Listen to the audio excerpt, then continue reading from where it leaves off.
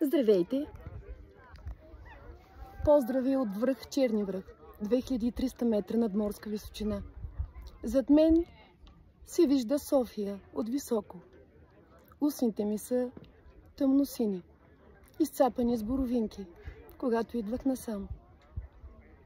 Толкова съм развълнувана от прекрасната енергия тук, точно след енергийното хармонизиране. Толкова много хора вече се качват по високото, за да почувстват и споделят възвишеното и красивото. Не случайно всички мъдреци, всички светци, свети места, манастири се правят на високите места. По друг начин е въздуха, други са мислите, красивите гледки и обзора благоприятстват повече гледни точки. Издигане над ежедневието, над тривиалното и сливане с божественото.